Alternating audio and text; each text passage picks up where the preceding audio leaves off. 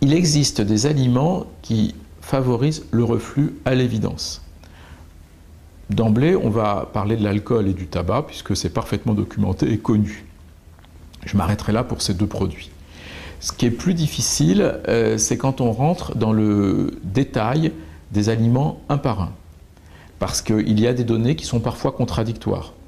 Par exemple, certains auteurs ont dit à un moment donné que le café, pris en quantité trop importante, entraînait du reflux. Les bases scientifiques sont suffisamment faibles aujourd'hui pour qu'on ne puisse donner aucun conseil de façon formelle. Au contraire, les repas gras, les repas caloriques entraînent du reflux de façon indéniable.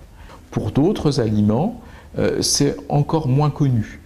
Par exemple, on sait que les gens rapportent une brûlure de l'œsophage après la prise de boissons type jus d'orange ou jus de tomate. C'est un classique.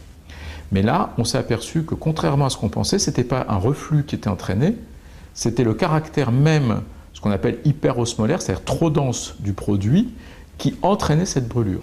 Donc les choses ne sont pas simples toujours. Aussi, je crois qu'il faut se contenter de conseils simples: alcool, tabac, repas gras. Une des pistes très importantes aussi est le surpoids, voire l'obésité. Mais ce n'est pas si facile que ça de maigrir quand on le veut vraiment.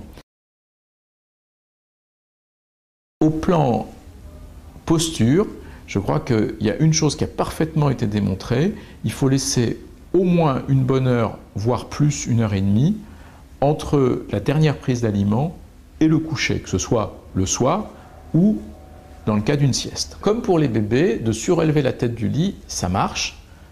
C'est simplement parfois pas si simple que ça dans la vie habituelle. Les compressions abdominales, ça augmente la pression dans l'abdomen et ça favorise le reflux.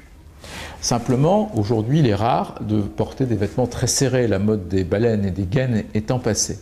Il n'en reste pas moins que quelqu'un qui aurait l'habitude d'avoir une ceinture très serrée devra prendre d'autres habitudes. La remontée d'acidité, dès qu'elle est un peu importante, doit bénéficier d'un traitement. On doit en parler soit avec son pharmacien, soit avec son médecin si on le consulte, dès que les symptômes arrivent sur une base relativement fréquente, c'est-à-dire plus que 2-3 fois par an.